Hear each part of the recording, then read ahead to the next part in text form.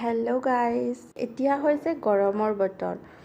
তো এয়া দেখিছে চাগৈ, আজি আমি লৈছোঁ পঁইতা ভাত খাবলৈ। মাইনাৰো বোলে মন যাই আছে আৰু মোৰো মন গৈছে কি খাওঁ আজি পঁইতা ভাত, মানে পন্তা ভাত। পঁইতা ভাত বুলি কয় আৰু লিখিত ভাষাত, আমিতো পন্তা ভাত বুলিয়ে কওঁ।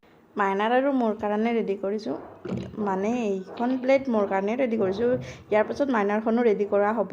এতিয়া মই ইয়াতে দিলোঁ অকণমান তেল, মিঠাতেল, আৰু দিম নিমখ।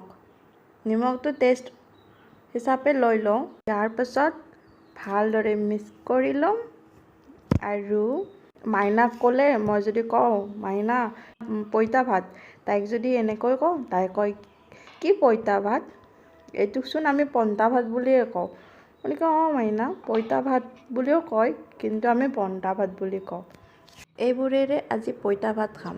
মাছ ফ্ৰাই, ভেন্দি ফ্ৰাই, আলু ভজা, কেঁচা পিঁয়াজ, কেঁচা জলকীয়া, এয়া আলু ফ্ৰাই, আলু স্লাইচ ফ্ৰাই কৰিছোঁ মাইনাৰ কাৰণে, মাইনাৰ ফেভৰেট হয়তো। আৰু আচাৰ লৈছোঁ। এয়া ভাত, পন্তা ভাত ৰেডি হৈ গ'ল। কি যে টেষ্টি লাগিব।